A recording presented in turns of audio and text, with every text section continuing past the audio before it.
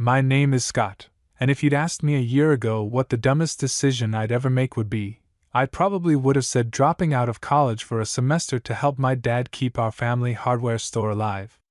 I would have been wrong. The dumbest decision was taking a summer job working for Parker's family. The worst part?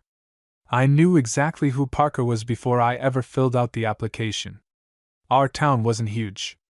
About 20,000 people, one main street, one high school, one grocery store everyone complained about but kept shopping at anyway. If someone sneezed on one side of town, people on the other side somehow knew about it before lunch. Everyone knew the Bennett family. They owned Bennett Orchards, the biggest apple orchard and farm market in the county. They hosted fall festivals, weddings, hayrides, school trips. Basically every family memory within 50 miles somehow involved their property. They also happened to be rich. Not celebrity rich. Small town rich. The kind where your last name opens doors before you even knock. And Parker Bennett was their oldest son. 24 years old. Tall. Confident. Always looked like he'd stepped out of some outdoor clothing catalog without trying. I'd had a crush on him since I was 19. Not because we'd ever talked. Actually, we'd barely exchanged 10 words. My crush was built almost entirely from watching him exist. Sometimes he'd stop by our hardware store with one of the orchard managers to pick up supplies. Sometimes I'd see him coaching Little League baseball. Sometimes we'd end up at the same coffee shop on Saturday mornings. Every single time, I'd suddenly become fascinated with whatever shelf happened to be closest. Because looking at him for more than 2 seconds felt dangerous. Not because he was intimidating. Because he smiled at everyone. Cashiers. Kids. Old couples. Stray dogs. He had this annoyingly genuine way of making whoever he was talking to feel like they were the only person in the room. Which meant I'd spent 3 years inventing conversations we'd never had. Pathetic. I know. Life was already complicated enough before Bennett Orchards posted a hiring notice. Seasonal help needed. Property maintenance. Guest services. Event staff. Competitive pay. I ignored it. Twice. Then Dad called me into the back office of the store. You've seen the numbers. I nodded. Business had been rough for months. Big chain stores. Online shopping. Everything people needed, they could order cheaper somewhere else. We'll be okay. I lied. Dad smiled sadly. I appreciate the optimism. I can work more hours. You already are. He leaned back in his chair. Scott. Whenever parents start a sentence with your name like that, it's never good. I need you to think about yourself too. I'm fine. No. He folded his hands. You're 23. I know how old I am. You've been putting your life on hold because you think you have to save this place. I looked around the tiny office. The faded baseball calendar. The old coffee maker that probably belonged in a museum. The family photos taped to the filing cabinet. My grandfather opening the store. Dad as a teenager stocking shelves. Me at 12 pretending to operate the register. This place matters. It does. So I stay. He sighed. I don't want you staying because you feel guilty. I don't. That was only half true. 3 days later, my best friend Evan walked into the store carrying 2 iced coffees. You look miserable. I am. Excellent. He handed me one. Drink. You came all the way here just to insult me? I came because your dad told my mom you're refusing to apply for better jobs. I narrowed my eyes. Our parents gossip too much. They're friends. They're dangerous. He laughed. So what? Bennett Orchards. I pretended not to hear him. The application. I know there's an application. Did you fill it out? No. Why? I started organizing paintbrushes that didn't need organizing. I'm busy. Scott. I'm working. Scott. What? He leaned across the counter. Is this because Parker works there? I almost dropped the entire display. No. That wasn't convincing. It has nothing to do with Parker. You turned bright red. I did not. You absolutely did. I hated that he was smiling. You've had a ridiculous crush on that guy forever. I do not. You once spent 20 minutes choosing a hammer because he walked into the store. That never happened. It absolutely happened. I was comparing brands. You were holding the same hammer upside down. I covered my face. Can we never talk about this again? No. He looked entirely too pleased with himself. Because here's the thing. I don't want to hear the thing.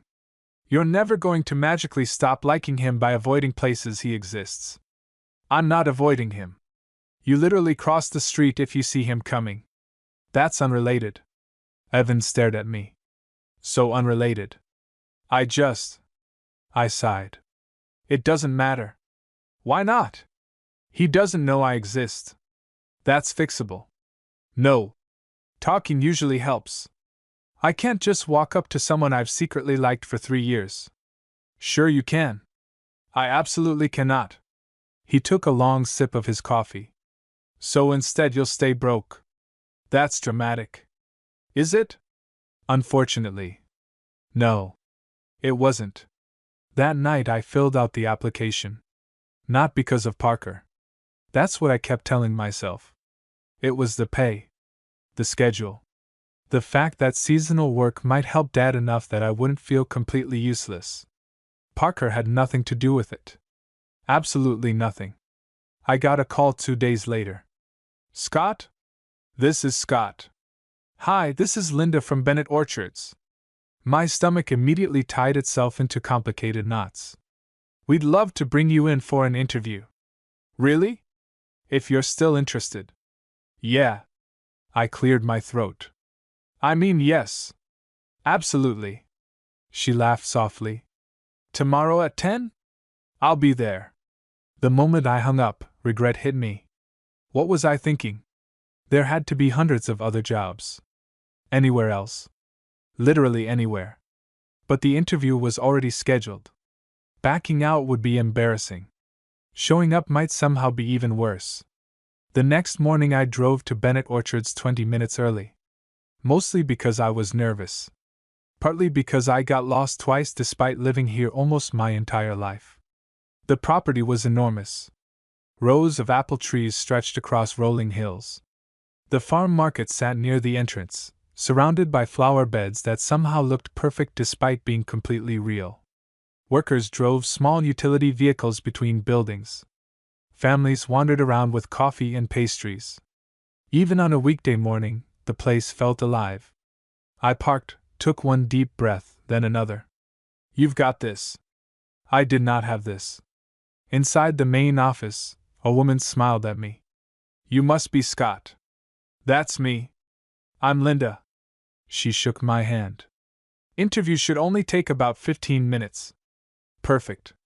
Short. Professional. No Parker. See? Everything was. Morning, Linda. I froze.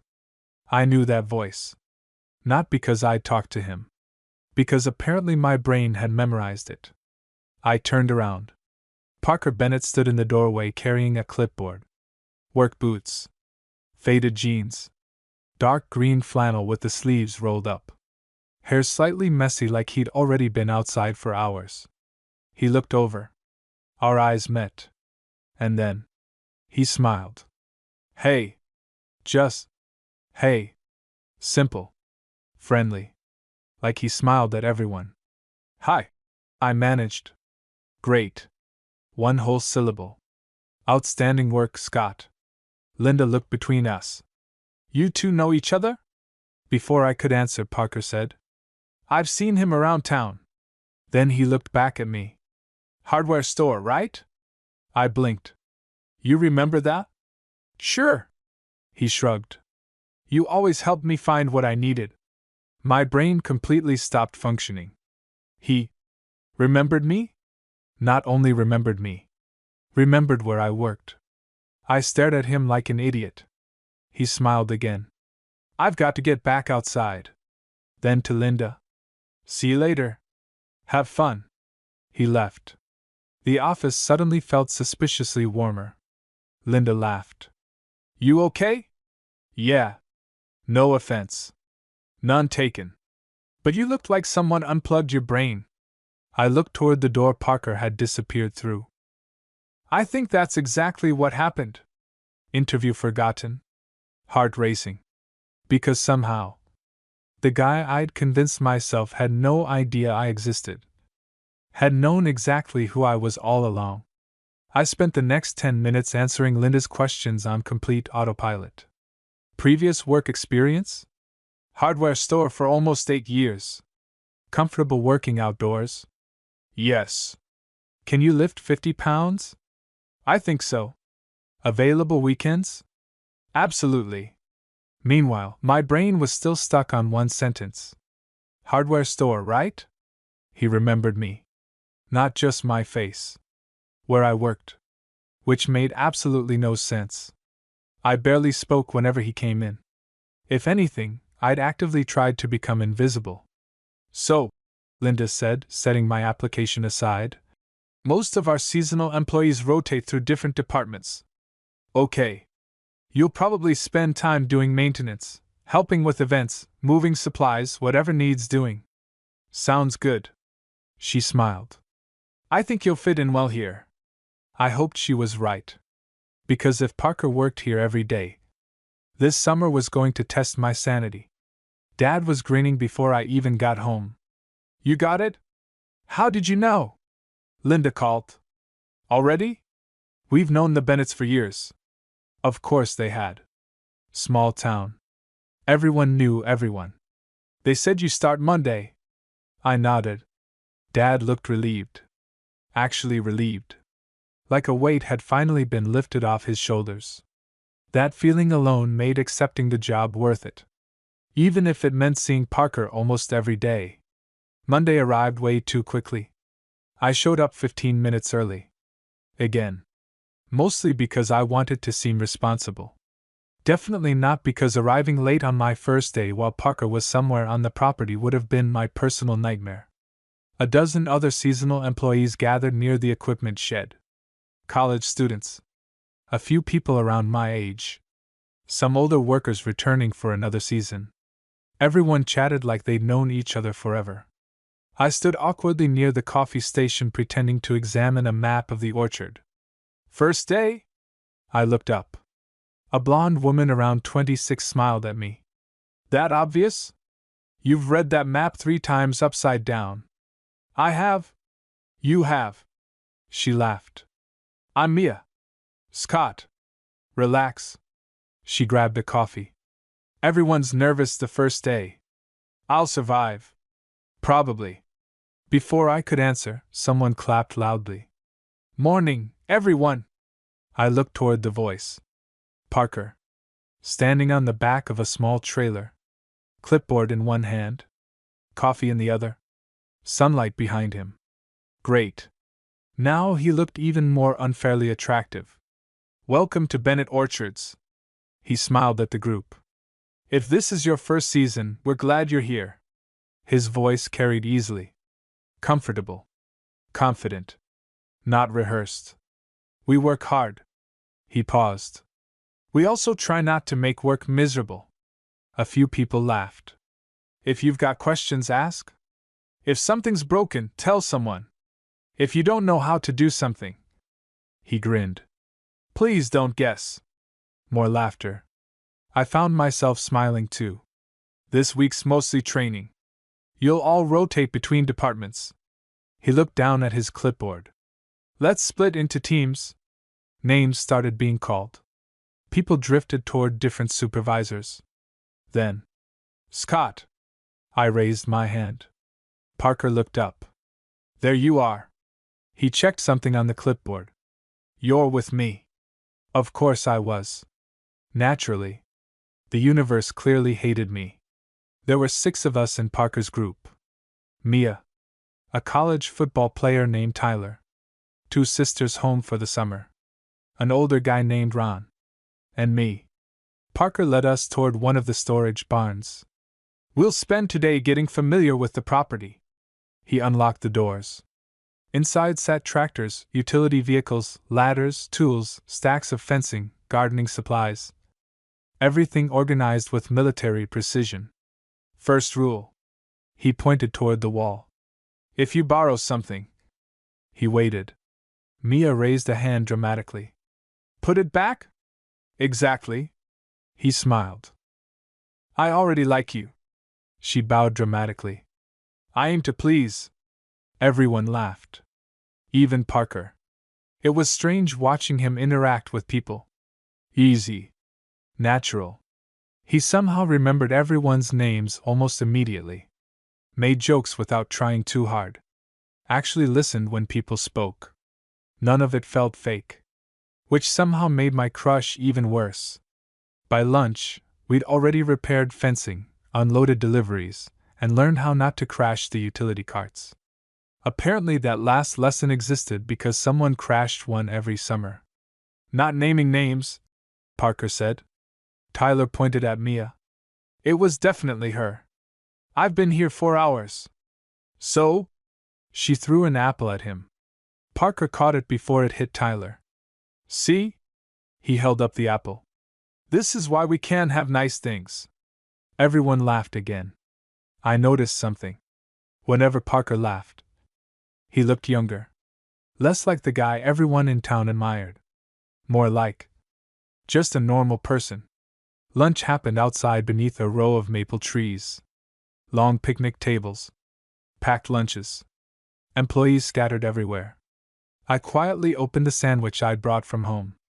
You always this quiet? I looked up. Parker sat across from me. My heartbeat immediately became unhelpful. Brilliant start. I'm usually quieter around new people. Fair. He opened a bottle of water. How's the first day treating you? Good. Too much? No. I smiled.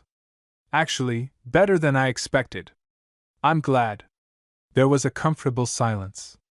Then, I've been meaning to ask. Oh no. What? How's your dad doing? I blinked. You know my dad? Of course. He looked surprised. Your family owns Harris Hardware. Yeah. My dad's been buying supplies there since before I was born. Right. Obviously. They've known each other forever. I suddenly felt ridiculous. I'd spent years assuming Parker barely knew I existed. Meanwhile, he knew my family. My job. Probably my last name. We've missed seeing him as much lately. I nodded. He's been working less. Everything okay? There was genuine concern in his voice. Not politeness. Concern. The store's been struggling. He nodded slowly. I'm sorry. It'll be okay. I hope so. Then he smiled. For what it's worth. Yeah? Your dad always says you're the reason that place still runs. I stared at him. He said that? Last time I saw him. My chest tightened. Dad had never said anything like that to me. I think he was pretty proud. I looked down at my sandwich because suddenly my eyes stung a little. Parker pretended not to notice. Instead, he started talking about the orchard. About which apple varieties ripened first. About how every season something unexpected always happened. By the end of lunch, I'd actually relaxed. Just a little. The rest of the afternoon flew by. Until the latter incident. Scott. Parker pointed toward one of the storage shelves. Mind grabbing that box? Sure. Simple enough. I climbed halfway up the ladder. Reached for the box. And immediately realized it weighed far more than expected. Oh. It shifted. So did I. The ladder wobbled. Whoa. Before I could react, Parker was already there. Steadying the ladder with both hands. Easy. I'm good. I know. His voice stayed calm. No rush. I carefully climbed down carrying the box. Once my feet hit the ground, I exhaled. Thanks. No problem. He looked at the label. I probably should have warned you that one weighs about 40 pounds. That would have helped. My mistake. He smiled. I'll blame Monday. Deal. Mia walked by carrying gardening tools. I give him 5 more minutes before he almost falls again. I heard that. I called. Good. She grinned. Stay on the ground. When the workday finally ended, everyone slowly headed toward the parking area. I climbed into my truck completely exhausted. Someone knocked lightly on the window. Parker. I rolled it down. Hey. Hey. You heading straight home? Yeah. He nodded. Tell your dad I said hi? I will. And Scott? Yeah? I'm glad you applied. For 1 second, I completely forgot how words worked. Thanks. He smiled one last time, then walked toward his own truck. I sat there watching him leave. Only after he'd driven away did I realize something. This was supposed to make my crush disappear. Actually getting to know him. Seeing the real person instead of the version I'd invented. Instead, it was becoming so much worse. Because the real Parker Bennett was somehow even kinder than the one I'd imagined. By the end of my second week, I'd learned 3 things. First, orchard work was far more exhausting than it looked. Second, Mia somehow had enough energy to talk for 12 straight hours without repeating herself. And third, working beside your longtime crush every day was an excellent way to lose your mind. Not because Parker flirted. He didn't. Not with me. Not with anyone. He was simply Parker. Friendly. Patient. The same with everyone. Which should have made it easier. Instead, it made him impossible not to like. Wednesday morning started before sunrise. We had an event scheduled that weekend, and preparations were already underway. Rows of tents needed assembling. Signs needed repainting. Tables moved. Decorations unpacked. By 7:30 everyone already looked awake. Except me. You look terrible. I accepted the coffee Mia handed me. Thank you? It wasn't a compliment. I know. You look like you slept in a tree. I stayed up watching videos. Why? I couldn't sleep. She narrowed her eyes. Thinking about someone? I nearly inhaled my coffee. No. Scott. No. You're a terrible liar. Before I could answer, Parker walked over carrying 2 clipboards. Morning. Mia smiled. Morning, boss. I'm not your boss. You keep saying that. I'm your supervisor. Sounds like a boss. He laughed. I've already lost this argument. Then he looked at me. You awake? Barely. He pointed toward the coffee. Good. I'm going to need you functioning today. I'll do my best. I believe you. Just 3 words. I believe you. For some reason. They stayed with me all morning. Around 10 o'clock we started replacing decorative fencing near the entrance. It wasn't difficult work. Just repetitive. Which meant conversation happened naturally. Tyler looked over at Parker. So? How long have you worked here? Parker laughed. My whole life. Seriously? I was helping clean the market before I was old enough to reach the shelves. What about college? Went. Came back. Tyler nodded. You always planned to? Parker looked across the orchard. I wasn't sure. What changed? My parents are getting older. He shrugged. This place means a lot to our family. Something about the way he said it reminded me of Dad talking about the hardware store. Not obligation. Love. I figured. He smiled slightly. If I was going to work this hard, I might as well build something that already feels like home. Nobody spoke for a moment. Then Mia pointed at me. See? What? You've got that exact face. What face? The one that says you're thinking way too hard? I'm working. You're absolutely not. Parker chuckled. I think she's right. Great. Now both of them were reading my expressions.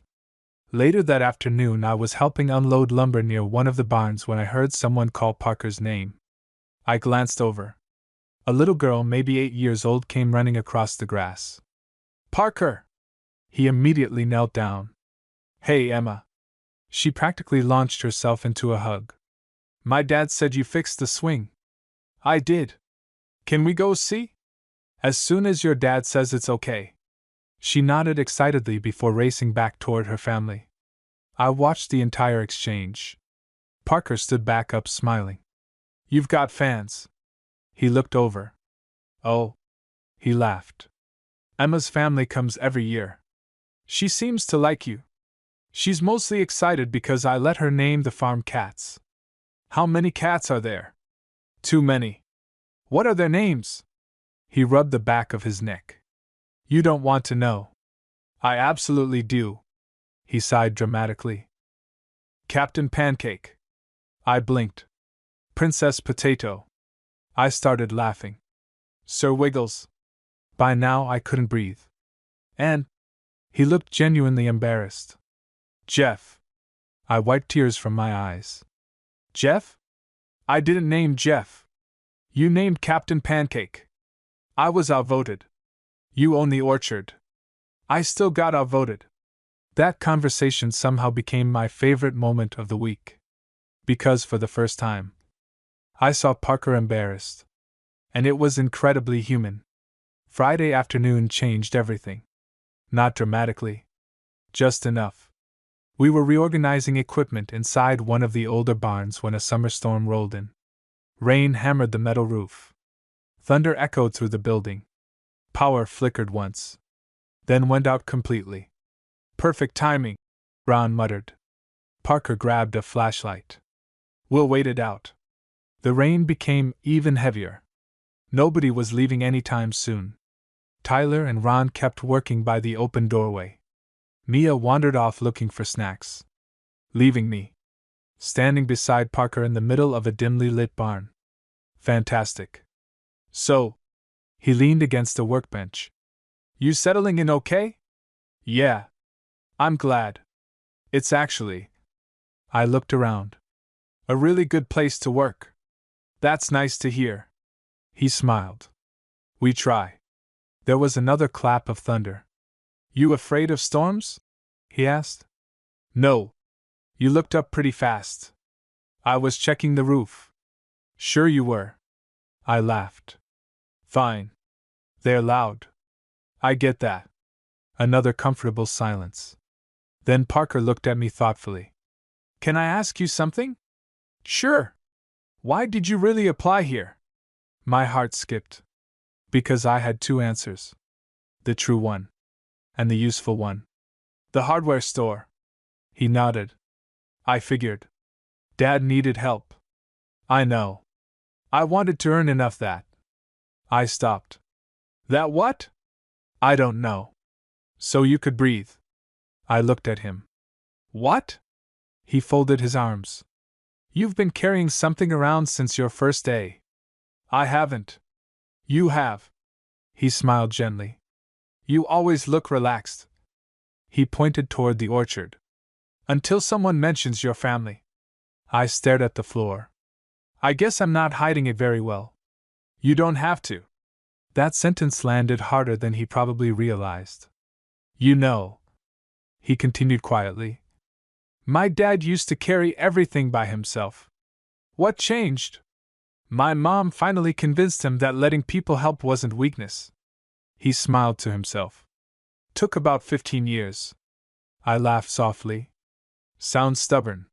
He absolutely is. So are you. I looked up. What? You remind me of him. I've known you for 2 weeks.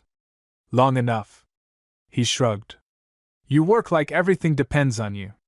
Sometimes it does. No. His voice stayed calm. It feels like it does. That was different. Important somehow. Before I could answer, the lights suddenly came back on. The moment disappeared. Someone shouted from outside. We're good. The storm had passed. Work resumed.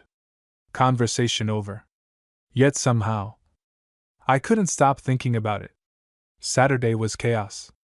The summer festival opened. Thousands of visitors poured into the orchard. Families. Tourists. children running everywhere. Every employee stayed busy from opening until closing. I barely saw Parker all day. Whenever I did, he was solving another problem. Helping vendors. Directing traffic. Fixing equipment. Talking to guests. He never seemed overwhelmed. Just present. Late that afternoon, I finally got 5 minutes to breathe behind the cider stand. Someone handed me a cold bottle of water. I turned. Parker. You look like you're about to collapse. I might. You've been working nonstop. So have you? He smiled. I own slightly more responsibility. I don't think ownership counts as exercise. It definitely should. I laughed. He leaned against the fence. You've been doing great. Really? Absolutely. I thought I messed up the parking situation. You did. Thanks. But then you fixed it. I got lucky. You asked for help. He shrugged. That's not luck. Before I could answer. Park! A deep voice called from behind us. I turned. A man around Parker's age walked over carrying a stack of folded chairs. Broad shoulders. Dark hair. Easy confidence. He dropped the chairs beside us. There you are. Parker smiled. Scott, this is my younger brother Mason. Younger? Mason rolled his eyes. By 18 months. We're still counting. Parker looked at me. Mason basically runs half the event side of things. I basically fix whatever he forgets. That's rude. It's accurate. The brothers immediately started teasing each other. Comfortable. Automatic. Like they'd been having the same conversation for years. Then Mason looked at me. So you're Scott. I froze. Yeah. He smiled. I've heard good things. I looked at Parker. Parker looked mildly embarrassed. Mason. What? You have. I do. Mason shrugged. He keeps saying you're one of the hardest workers they've hired. Silence. Complete silence. Parker rubbed the back of his neck. I might have mentioned that. Mason grinned. I'll leave before he fires me. You don't even work for me. Exactly. He walked away laughing. I slowly turned back toward Parker. You've been talking about me? He looked genuinely uncomfortable for the first time. A little. Why? Because. He smiled awkwardly. It's nice having someone around who actually cares. For 1 second. Everything else disappeared. The noise. The festival. The crowds. Because Parker Bennett, the guy I'd secretly admired for years, had noticed me. Not because of my crush. Not because of luck. Because of who I was. And somehow, that realization was even more dangerous than the crush itself. The rest of Saturday should have been easy. Instead, every time I saw Parker, one thought kept repeating in my head. He'd been talking about me. Not in some dramatic way. Not constantly. Just enough that his brother knew my name. It shouldn't have mattered. It absolutely mattered. By closing time, everyone looked exhausted. The last visitors finally headed toward the parking lot. Employees began folding tables, stacking chairs, hauling decorations back into storage. Mia dropped into a chair beside me. I can't feel my legs. I don't think I can feel anything. Tomorrow? I might still be asleep. She laughed. You survived your first festival. Barely. You did better than Tyler. I looked over. Tyler was trying to untangle a string of lights that somehow wrapped around his own backpack. Impressive. He's talented. Across the courtyard, Parker was helping 2 older employees load equipment into a trailer. Even after 12 hours of work, he was still smiling. I honestly didn't understand how. An hour later, only a handful of us remained. The sky had already turned orange. Most of the orchard sat quiet again. Parker clapped his hands once. That's enough. Ron looked up. We've still got the storage shed. It'll still be there tomorrow. Nobody argued. We were all too tired. Go home. Parker said. You earned it. Everyone scattered toward their cars. I was halfway across the parking lot when I heard footsteps behind me. Scott! I turned. Parker caught up carrying 2 paper cups. Thought you might need this. He handed me one. Hot cider. Still warm. You didn't have to. I know. He leaned against my truck. We always make extra after festivals. I took a sip. It was incredible. I think this is the best cider I've ever had. He smiled proudly. My grandfather would appreciate hearing that. You've been making it that long? Longer. He looked toward the processing building. Same recipe. There was something peaceful about the empty orchard. No crowds. No music. Just crickets beginning to chirp somewhere beyond the trees. You ever get tired of this place? I asked. He thought for a moment. Sometimes. Really? Mostly during festival season. He laughed quietly. But then everyone leaves. He looked around. And I remember why I love it. I followed his gaze. Rows of apple trees disappeared into the evening light. The breeze barely moved the branches. It really was beautiful. I guess I never noticed. Most people don't. He looked at me. You've been noticing more lately. I have. You stop rushing once you've been here a while. His voice had become quieter. That's when you start seeing the place. Something about the way he said it made me wonder if he was talking about more than the orchard. Before I could ask, his phone rang. He checked the screen. My mom. You should answer. I should. He smiled apologetically. Drive safe? You too. He answered the call while walking away. I stood there another minute before climbing into my truck. For some reason, going home suddenly felt disappointing. Sunday was technically our day off. I planned to sleep until noon. Instead, Dad knocked on my bedroom door at 8:30. Morning. I groaned into my pillow. No. He laughed. I made pancakes. I'm listening. 20 minutes later, we were eating breakfast together. Dad looked better than he had in weeks. More relaxed. So, how's the orchard? It's good. You like it? I do. He smiled into his coffee. I figured. You did? You've stopped looking worried all the time. I hadn't noticed that. I guess. You laugh more too. That surprised me. I do? You do. He pointed his fork at me. Whatever's happening over there. He shrugged. It's good for you. If only he knew.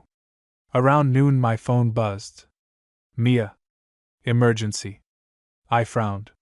What happened? I locked my keys inside the equipment shed. How is that an emergency? Because Parker has the spare key and he's already here. I stared at the message. She couldn't be serious. So? Come help me. Why? Because I refused to suffer alone. 20 minutes later, I found myself driving back to the orchard. I hated that she knew exactly how to manipulate me.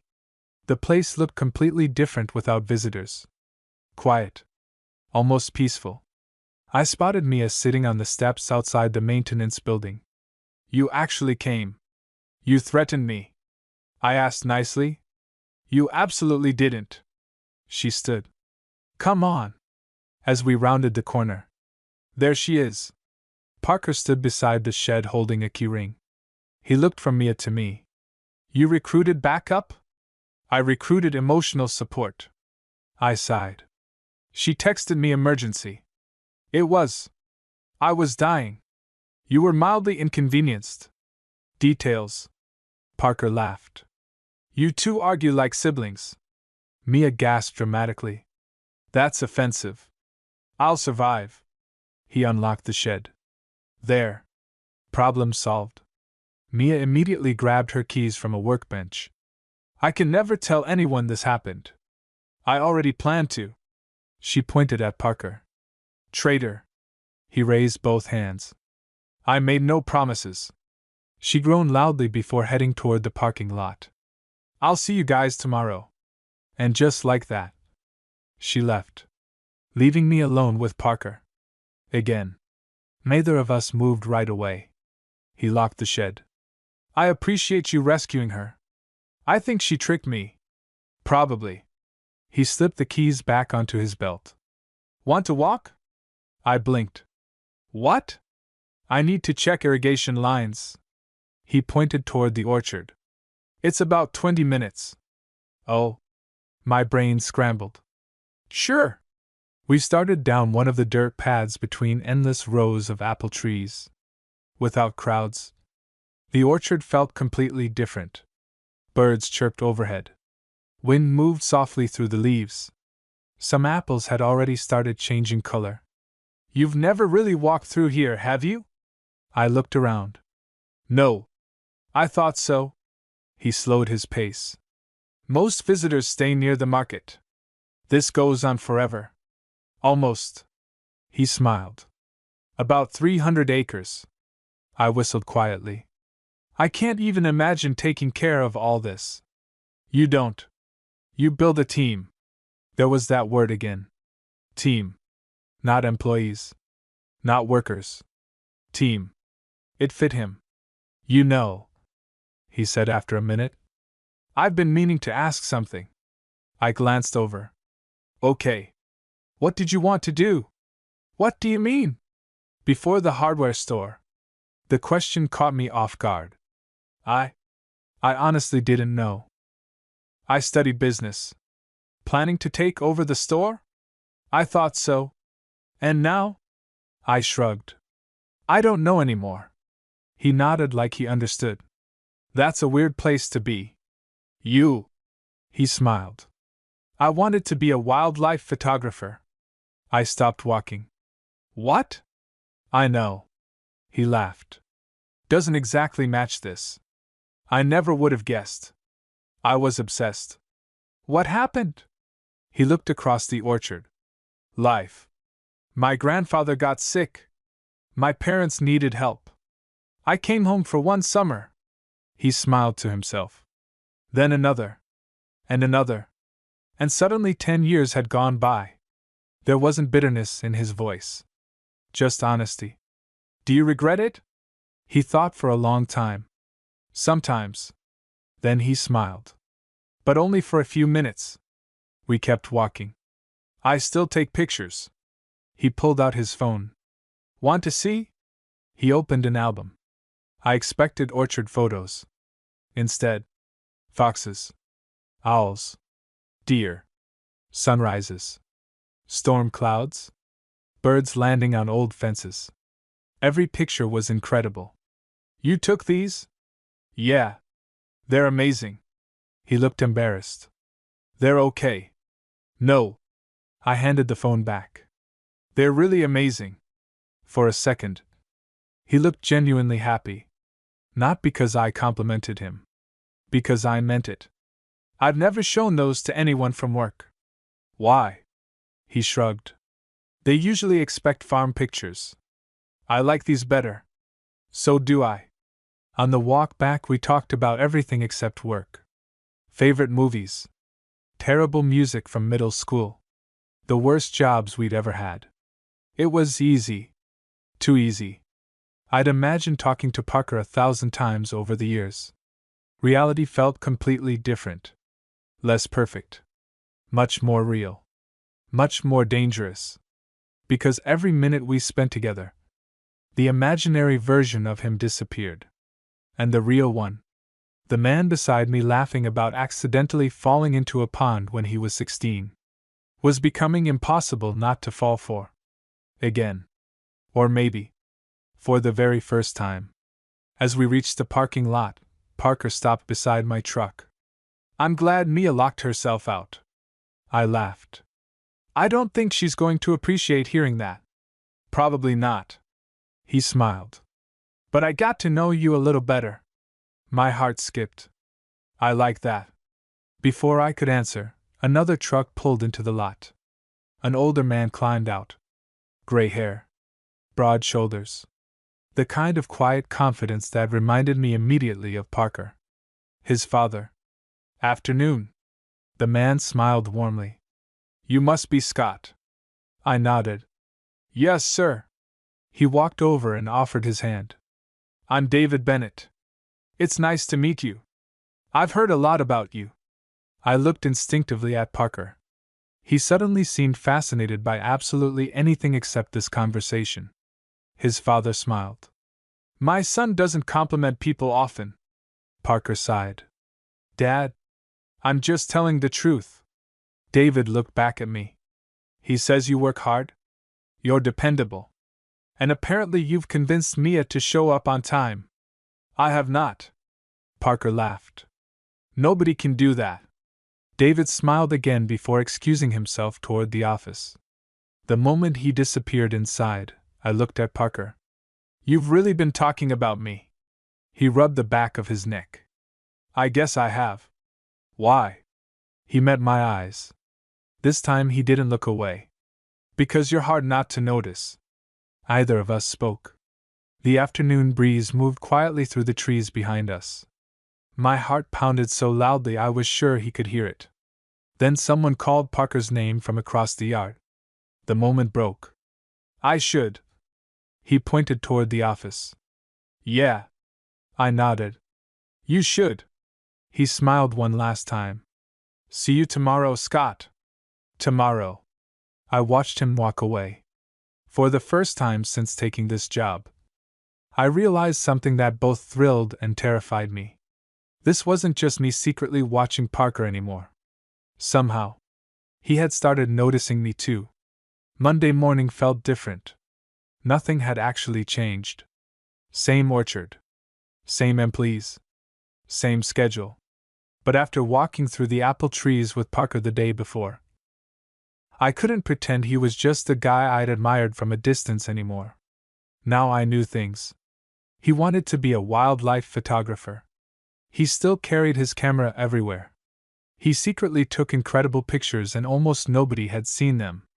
And somehow, he'd been telling both his family and his brother good things about me. That knowledge made it strangely difficult to act normal. Not that I'd ever been particularly good at acting normal around him. Morning. I looked up from unloading flower boxes. Parker was carrying 2 clipboards again. Morning. You look rested.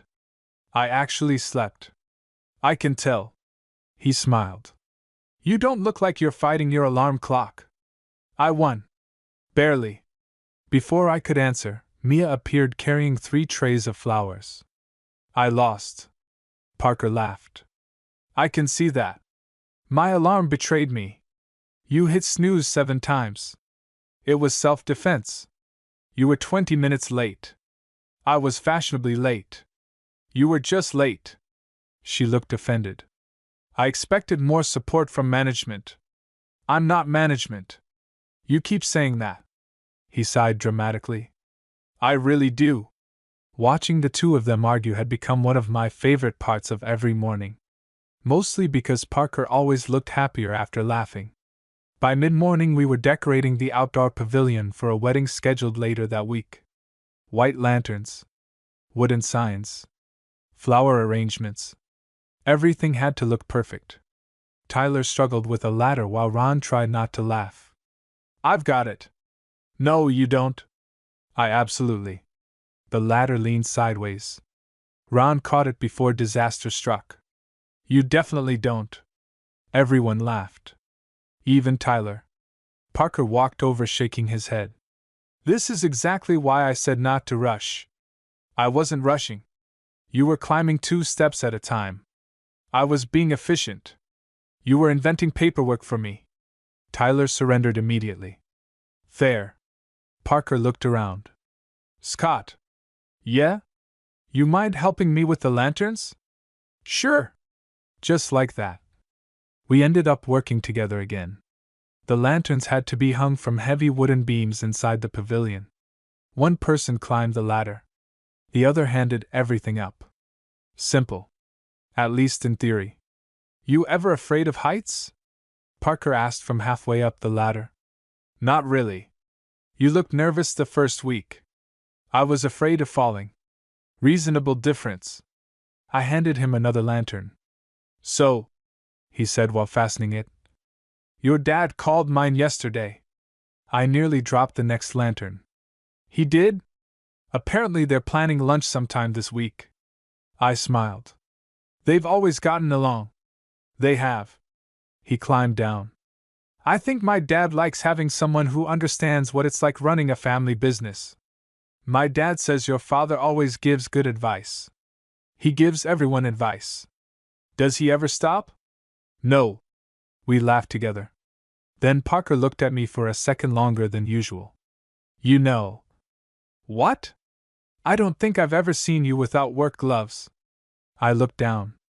I guess not. Can I ask why? It's embarrassing. I promise not to laugh. You absolutely will. He leaned casually against the ladder. Try me. I slowly pulled off my right glove. A faded scar stretched across the side of my hand. When I was 16, I smiled despite myself. I thought I knew how to repair a lawnmower. Oh no. Oh yes. Lost an argument with the engine? The engine won. He studied the scar. Looks painful. It was. He looked back up. But Dad never said I told you so. What did he say? I smiled. Next time, ask for help before taking apart expensive machinery. Parker laughed. That's actually good advice. It really was. He nodded thoughtfully. I've got one too. He rolled up his sleeve just enough to reveal a thin white line near his elbow. Fence post. Really? I was showing off. Worth it? Absolutely not. For the next few minutes we compared old injuries like two 12-year-olds. It was ridiculous. And somehow, the easiest conversation we'd ever had. Around lunchtime, David Bennett drove past in one of the utility vehicles. He stopped beside us. You boys making progress? We're almost done. David looked around approvingly. Looks good. Then he glanced at me. Scott. Yes, sir? You got a minute later? My stomach immediately tightened. Of course. He smiled. Nothing bad. Then he drove away. The second he disappeared, I looked at Parker. Should I be worried? He frowned. No. You sure? My dad doesn't ask people to talk if they're in trouble. What if this is the first time? Parker laughed. I promise. You're smiling. Because you look terrified. I am. You'll be fine. Easy for him to say. An hour later I knocked on the office door. Come in. David sat behind a large wooden desk covered in maps and paperwork. He gestured toward the chair. Sit. I obeyed. For a moment he simply studied me. Not in an uncomfortable way. More like he was organizing his thoughts. Finally he smiled. How's your father? Doing better. I'm glad. He folded his hands. I wanted to thank you. I blinked. For what? My son. I stared. I'm sorry? He's happier. For several seconds I honestly thought I'd misheard him. David continued. Parker takes this place seriously. Too seriously sometimes. He works. He worries. He solves everyone else's problems. But lately, he smiled to himself. He comes home talking about funny conversations. The crew. The orchard. He shrugged. I haven't heard him laugh this much in a while. I didn't know what to say. You've been good for him. My chest tightened. I don't think I've done anything. Sometimes that's exactly the point. He leaned back. You listen. You work. You don't expect special treatment. He smiled kindly. I appreciate that. I sat there speechless. Finally I managed. Thank you? Don't thank me. He stood. Just keep being yourself. When I stepped outside, the afternoon sunshine suddenly felt brighter. Not because of what David had said. Because of who he'd said it about. Parker. Happy. Laughing more. Talking about work. Talking about us? No. Not us. Just our conversations. I needed to stop reading into everything. Immediately. Late that afternoon, the temperature climbed into the 90s. Everyone slowed down. Even Mia stopped talking for almost 3 full minutes. A new record. Parker tossed bottles of water into a cooler. Mandatory break. Nobody argued. We all collapsed beneath a large oak tree overlooking the orchard. The breeze felt incredible. Tyler stretched dramatically. "If I move," he announced, "I'm going to become one with this grass." "Please don't," Mia replied. "We just mowed." Ron chuckled. "I'll get the rake." Tyler groaned. "I hate all of you." Parker sat down beside me. Not directly next to me. Close enough that our shoulders almost touched. He handed me another bottle of water. "Thanks. You've been quiet. I've been thinking." "Dangerous." I laughed. "Probably." He took a drink before asking, "What about?" I hesitated. Could I tell him? Not the real reason. Not that his father had completely rearranged my emotional stability 20 minutes earlier. "Life." He nodded slowly. "Big topic." "I know." After a moment he said, "My mom has this saying." "Yeah?" "Most people spend so much time planning the next chapter." He looked across the rows of apple trees. "They forget they're already living one." I smiled. "She sounds wise." "She usually is." He looked back at me. "You don't always have to know where you're going." The words landed deeper than he could have known. Because for months, I'd felt completely lost. Between Dad, the store, college, money, the future. Now, for the first time in a long while, I actually enjoyed where I was. Even if it scared me. Near the end of the day, we finished hanging the last lantern. Parker stepped back. "I think that's it." I looked up. The pavilion looked beautiful. "You've got a good eye." He smiled. "I had help. I'm pretty sure I just handed you things." "You handed me the right things." I rolled my eyes. "Nice save." "I'm serious." He looked around one final time. "You notice details." Nobody had ever said that about me before. "Really?" "I've watched you work. You catch little problems before anyone else." He shrugged. "That's rare." For one brief moment, neither of us looked away. The noise from the rest of the crew faded into the background. Then, "There you are!" Mia walked toward us carrying a clipboard. "I've been looking everywhere." She looked from Parker to me, then smiled far too knowingly. "There are witnesses." Parker blinked. "Witnesses to what?" "I don't know yet." She grinned. "But I'll figure it out." Parker laughed, shaking his head. "I think she's impossible. I've been saying that for weeks." "You still like me," Mia called while walking away. "We tolerate you," Parker shouted back. "I'll take it." Her laughter echoed across the orchard. I laughed too. Parker glanced at me. "What?" "You've got one of those laughs." "What kind?" "The real one." I frowned. "There's more than one?" "Oh, definitely." He smiled. "The fake polite one. The tired one. The embarrassed one. And," he looked at me for just a second, "the one you do when you forget anyone's watching." I opened my mouth. Closed it again. Because he was right. And I hadn't even realized he'd been paying that much attention. The next few days should have gone back to normal.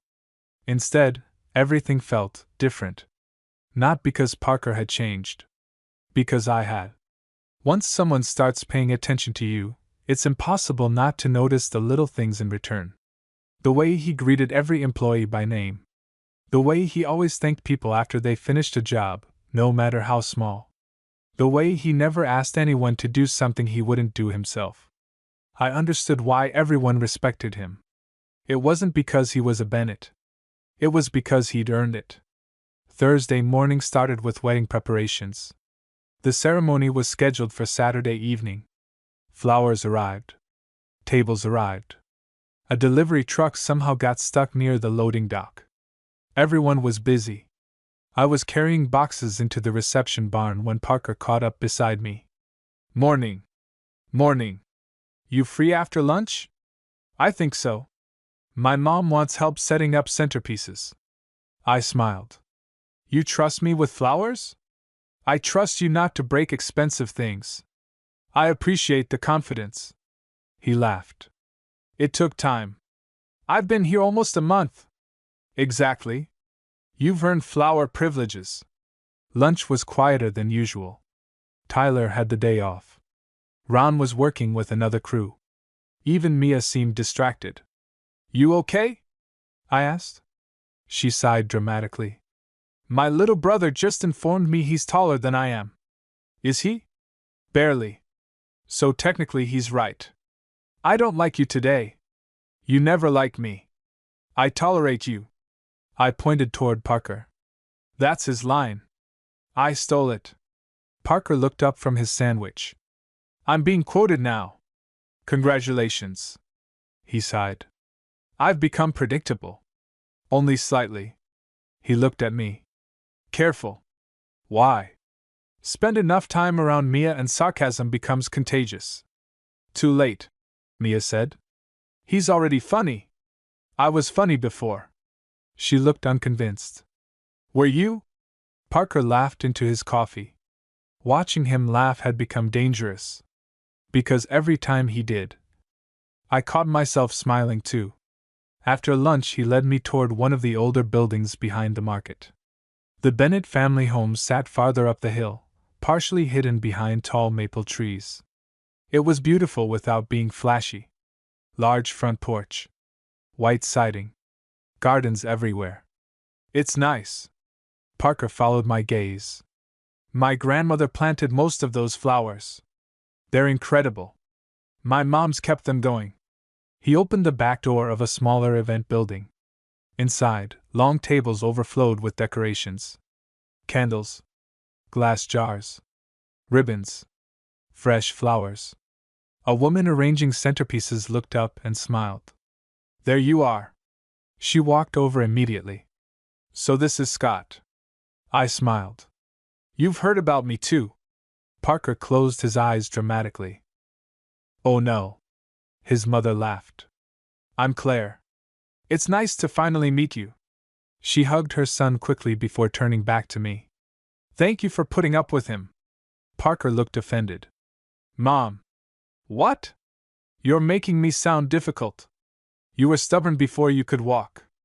I learned from Dad. She smiled innocently. I married your father. I know exactly how stubborn he is. I couldn't help laughing. Parker sighed. I'm outnumbered. You usually are, Claire replied. Within 5 minutes, she'd somehow pulled me into arranging flowers beside her. So, she said while trimming stems. Scott. Yes? How's everyone treating you? Really well. I'm glad. She glanced toward Parker. He worries. I do not. You absolutely do. She smiled at me. He always worries about new employees. I just want people to enjoy working here. Claire reached over and lightly patted his arm. I know. Something about the exchange felt warm, comfortable. The kind of family dynamic that made you smile without realizing it. An hour passed surprisingly fast. Claire told stories about previous weddings. Parker kept pretending to be embarrassed. Most of the stories involved him accidentally breaking things as a teenager. I was 12. You drove the golf cart into a flower bed. I was avoiding a goose. The goose wasn't moving. It looked aggressive. I laughed so hard I almost dropped a vase.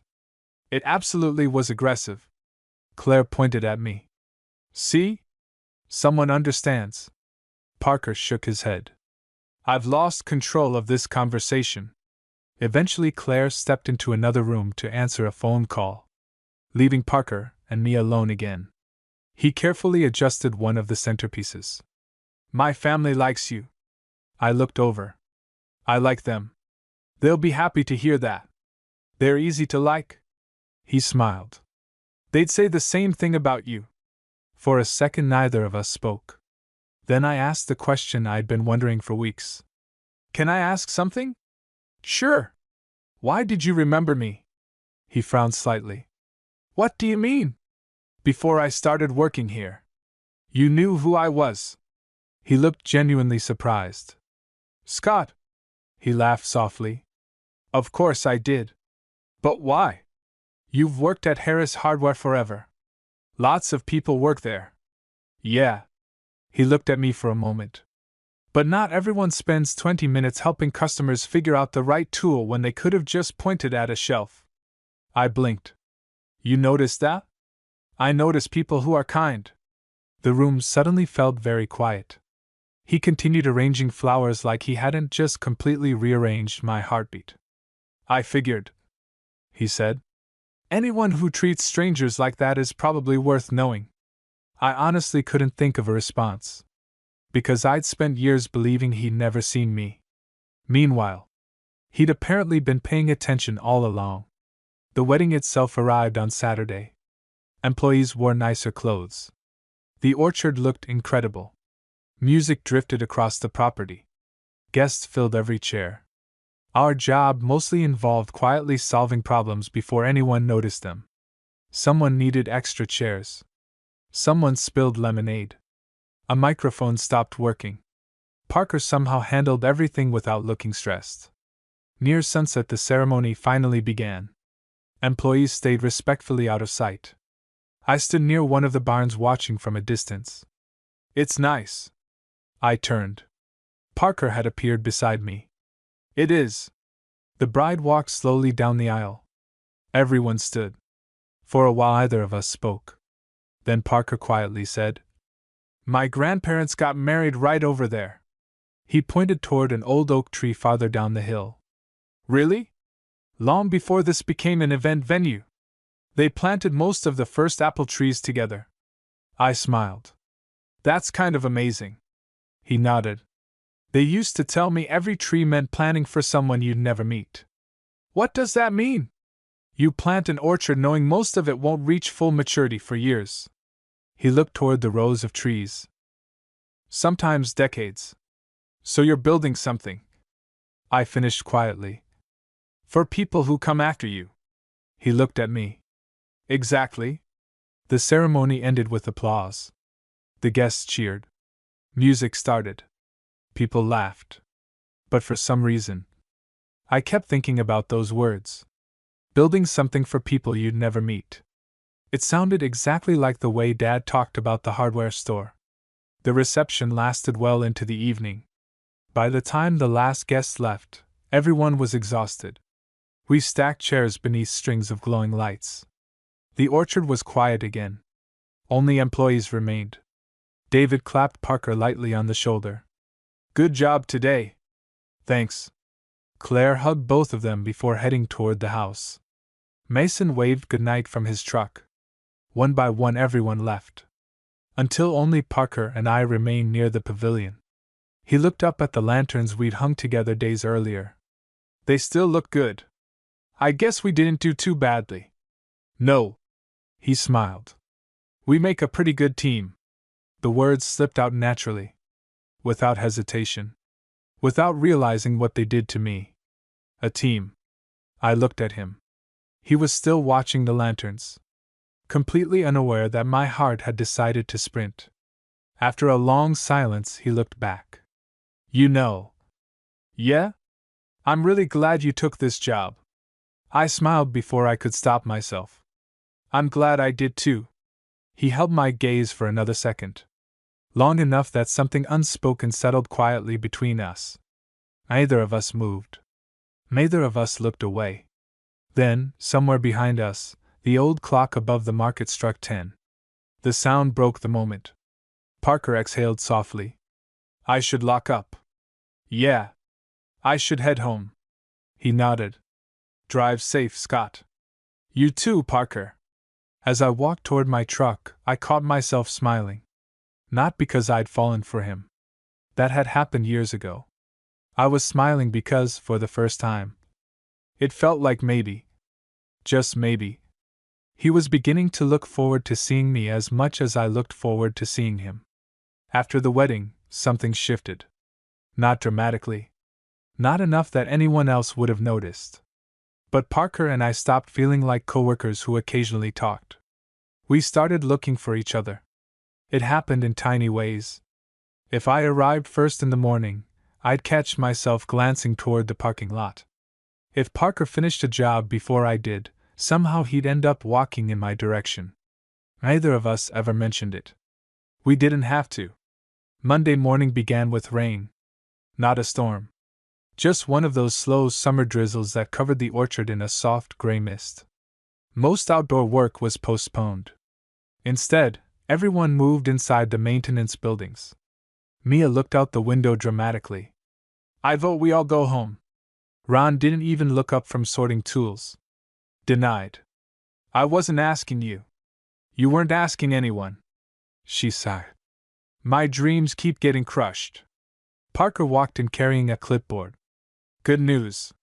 Mia brightened immediately. We're going home? No. She deflated. We're reorganizing storage.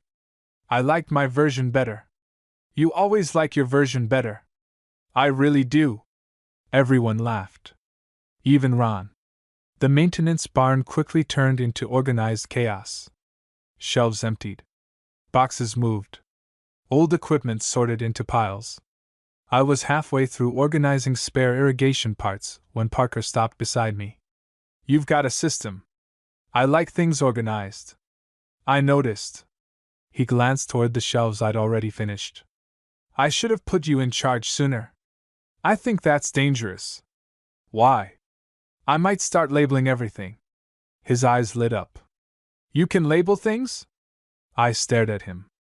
You're serious. I love labels. I laughed. That's the most responsible sentence anyone's ever said. I know. He picked up a marker. Need help? For the next hour we labeled bins together. Not exactly exciting. Yet somehow. It was one of the nicest mornings we'd spent together. Conversation flowed naturally. Favorite childhood cartoons. The worst cafeteria food we'd ever eaten. Whether pineapple belonged on pizza. It absolutely did. It absolutely didn't, according to Parker. You have terrible taste. I have standards. You have fear. I have dignity. I don't think that's the same thing. It is if pizza is involved. Mia walked past carrying a box. You two arguing about food again? Pineapple. She nodded once. Scott's right. Parker looked betrayed. I expected more from you. You expected incorrectly. She kept walking. I feel attacked, Parker called after her. You'll survive. Around lunchtime the rain finally stopped.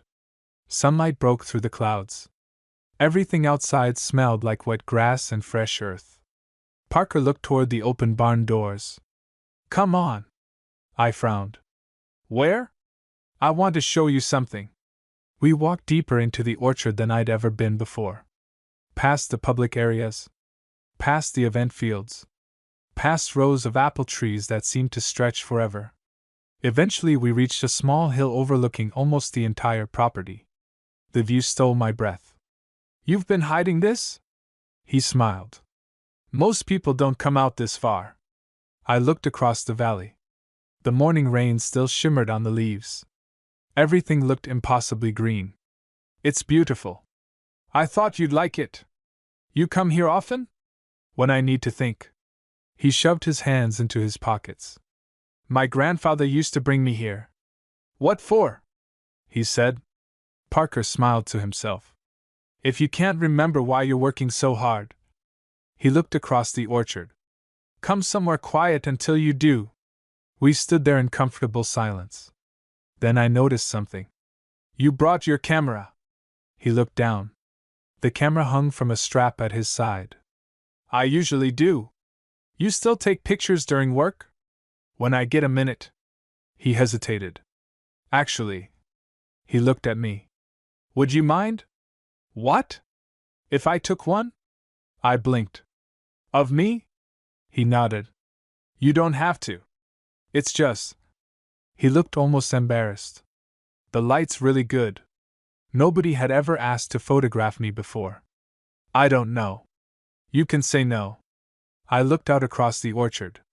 Then back at him. Okay. He smiled. A real one. Thanks. He lifted the camera. Immediately. Something changed. Not him. The way he looked at the world. His expression became calmer. Focused. Gentler somehow. Just. He lowered the camera slightly. Don't pose. What am I supposed to do? What you were already doing. So. I looked back across the trees. Nothing? Exactly. The shutter clicked once. Twice. 3 times. Then he lowered the camera. That's it. Already? I don't like making people uncomfortable. Were they okay? He checked the screen. His smile grew a little. Yeah. You want to see? I stepped closer. The photos surprised me. I didn't look awkward. Or uncomfortable. I looked peaceful. Like someone simply standing in a place he liked. That's. I searched for the right word. Really good. You make it easy. I looked at him. What?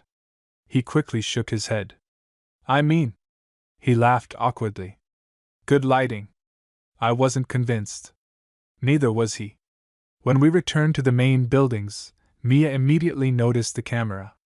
Oh! She pointed dramatically. Photography day? Parker sighed. I took exactly 3 pictures. Of what? The orchard. She looked at me. Then at Parker. Then back at me. I see. You absolutely do not, Parker replied. She smiled suspiciously. I know nothing. You know too much. I usually do. That afternoon everyone worked in different areas. I ended up repairing benches near the farm market. Visitors wandered through buying apples and homemade pies. Around 3 o'clock an elderly couple stopped beside my workbench. Excuse me. I looked up. Yes? The older woman smiled warmly. Could you take our picture? Of course. She handed me her phone. The couple stood beneath one of the oldest apple trees. Before I took the picture, the man quietly reached for her hand. She smiled at him. Not dramatically. Like it was something they'd done for decades. I took several photos. There you go. The woman looked at them. Oh. She smiled. These are lovely. Thank you. As they walked away, I heard her quietly say, We should come back next year. So long as we're able. We will. Their fingers stayed linked as they disappeared between the trees. Something about that moment stayed with me. Maybe because it looked so simple. Comfortable. The kind of happiness that didn't need to prove anything. Near closing time I found Parker sitting alone on the back steps of the market building. Camera beside him. 2 cups of coffee. He held one out without saying a word. You keep doing this. You keep accepting. That's true. I sat beside him. For a while we watched the sun begin to set over the orchard. You ever think about leaving? I asked quietly. He didn't answer immediately. Sometimes. And? I usually come back to the same conclusion. Which is? He looked out across the fields. My favorite people are here. The answer sounded simple. But something in the way he said it made my heart beat just a little faster. What about you? I looked down at my coffee. I used to think I needed to leave. And now? I smiled faintly. I'm not as sure anymore. He nodded slowly. Funny how people change. Yeah. They do. A breeze moved softly through the trees. The silence between us felt easy. Comfortable. Like either of us needed to fill it. Then Parker spoke again. So? My mom invited everyone over next Sunday. I looked at him. The whole crew? End of summer barbecue. Families too. Oh. My heartbeat stumbled. My dad would probably like that. I was hoping you'd bring him. There it was again. That quiet sincerity. No hesitation. Just honest warmth. I think he'd like that too. Parker smiled. I was hoping you'd say yes. Before I could answer, the old bell above the farm market rang, signaling closing time. He stood, picking up both empty coffee cups. We should lock up. Yeah. As we walked back toward the buildings, I couldn't stop thinking about next Sunday. Because for the first time, I wasn't just being invited to a work event. I was being invited into Parker's world. And somehow, that felt like the beginning of something neither of us had found the courage to name yet. Sunday arrived faster than I expected. Dad spent 20 minutes pretending he didn't care what he wore. I'll just grab whatever's clean. 5 minutes later, he was standing in front of the closet with 3 different shirts. You've changed 3 times. I have not. You absolutely have. He looked at me. I haven't been invited to someone's house in a while. I smiled. I know. He quietly buttoned the blue shirt. Think this one's okay? It looks good. He nodded once. Good. For some reason, seeing him excited made me realize how long it had been since he'd done anything that wasn't work. Maybe this day mattered for more than one reason. The Bennett house looked even warmer than I remembered. Cars already lined the driveway. Employees laughed on the back lawn while someone grilled burgers. Kids chased each other across the grass. Music played quietly from the porch. It didn't feel like a company event. It felt like a family gathering. The moment Parker spotted us, he walked over. You made it. He smiled at Dad first. Mr. Harris. Please. Dad shook his hand. It's Jim. Only if you call me Parker. Deal. They laughed like old friends. Then Parker looked at me. I'm glad you're here. 3 simple words. But they stayed with me the entire afternoon. Claire insisted Dad take home enough food to feed the neighborhood. David immediately disappeared into a conversation with him about suppliers, equipment, and the future of small family businesses. Watching them together made something inside me relax. Dad wasn't worrying. He was laughing. I honestly couldn't remember the last time I'd seen that. Meanwhile, Mason challenged Tyler to a cornhole tournament. Mia somehow convinced 3 children she was the official scorekeeper despite nobody asking her to be. The entire afternoon felt effortless. Like everyone belonged. Including me. Late in the afternoon, I wandered toward the edge of the orchard. Mostly to escape the noise for a few minutes. Footsteps followed. I figured you'd end up here. I turned. Parker. Holding 2 bottles of water. You know me too well. I'm starting to. We walked slowly between the apple trees. No destination. Just walking. For a while either of us spoke. Finally Parker broke the silence. My parents like you. I like them. My dad especially. I laughed. I noticed. He doesn't compliment people very often. I've heard. He means everything he says. I looked at him. So do you. He smiled quietly. I try to. We stopped beneath the same old tree where I'd taken that elderly couple's photograph a few days earlier. Sunlight filtered through the branches. Everything felt strangely still. I've been thinking. His voice sounded different. More careful. About what? You. My heart immediately forgot how to behave. I know. He laughed nervously. Not exactly subtle. I waited. When you started working here. He looked down for a second. I thought it would just be another summer. Then we kept talking. He smiled to himself. And somehow. He shook his head. I started looking forward to mornings. I couldn't breathe. Because I'd get to see you. The words settled gently between us. Honest. Simple. No dramatic speeches. Just the truth. I kept telling myself. He continued. That I was imagining things. What things? The way you smiled whenever we talked. The way you always remembered little details. The way it somehow became easier to laugh. He looked directly at me. I wasn't imagining it, was I? For years, I'd imagined this conversation. 1,000 different versions. Every single one disappeared, leaving only the truth. No. My voice barely rose above a whisper. You weren't. He didn't move. Neither did I. I've liked you. I smiled helplessly.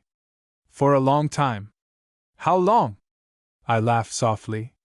You really want to know? I do. Before I worked here. His eyebrows lifted. Seriously? You used to come into the hardware store. Recognition slowly spread across his face. The extra 10 minutes. I nodded. You always helped me. I was working. You always talked to me a little longer than everyone else. I blinked. I thought I was imagining that. He smiled. I usually invented reasons to ask another question. For a full second, neither of us said anything. Then we both started laughing. I cannot believe this. Parker covered his face. You've been telling me you secretly like me. After I spent years trying to find excuses to visit the hardware store. I stared at him. What? I definitely didn't need that many screws. I laughed so hard I had to lean against the tree. You are kidding. I'm absolutely not. I thought you barely noticed me. I thought you were just being nice. I was being nice. So was I. Another silence. This one lighter. Full of relief. So, Parker said carefully, what do we do now? I smiled. I think. I reached over and took his hand. Simple. Natural. We stop pretending. His fingers closed gently around mine. I'd like that. So would I. We stood there beneath the apple tree. No audience. No dramatic moment. Just two people who had spent far too long believing the other one couldn't possibly feel the same way. After a few quiet seconds, Parker looked toward the house. We should probably go back. Probably. My family is going to notice. They already have. He laughed. Mia definitely has. She's going to be unbearable. The worst. But she'll also be incredibly happy. He was probably right. As we walked back, we didn't let go of each other's hands. Nobody made a scene. Claire simply smiled. David looked at Parker, then at me, and quietly nodded like he'd been expecting this all along. Mason grinned so widely it was almost suspicious. I won $20. Parker frowned. What? I told Mia you two would figure it out before summer ended. You were betting on us? It was a very small bet. Mia raised her hand proudly. I lost. She looked at both of us. Worth every dollar. Everyone laughed. Even Parker. Even me. Dad walked over a few moments later. He looked from our joined hands to my face. Then he smiled. A quiet, proud smile I'd never forget. I'm happy for you. That was all he said. He didn't need to say anything else. Summer eventually came to an end. I stayed at Bennett Orchards. Not just for the season. For good. Dad kept the hardware store open. With help. David introduced him to suppliers he'd never met. The business slowly recovered. Not overnight. But enough. I returned to college part-time. Finished the degree I'd left behind. Parker finally entered one of his wildlife photographs into a regional competition. He won. Claire cried. David claimed he already knew it would happen. Mason insisted he'd predicted it years earlier. Nobody believed him. Life didn't become perfect. It simply became honest. And sometimes, that was even better. Years later, whenever visitors asked Parker how we met, he'd smile and say, he came to work for my family. Then he'd glance at me. And somehow, he ended up becoming part of it. Every time he said it, I'd smile the same way I had that first day he remembered the hardware store. Because the funniest part of our story wasn't that I got a job working for my crush's family. It was discovering I'd never been the only one secretly paying attention.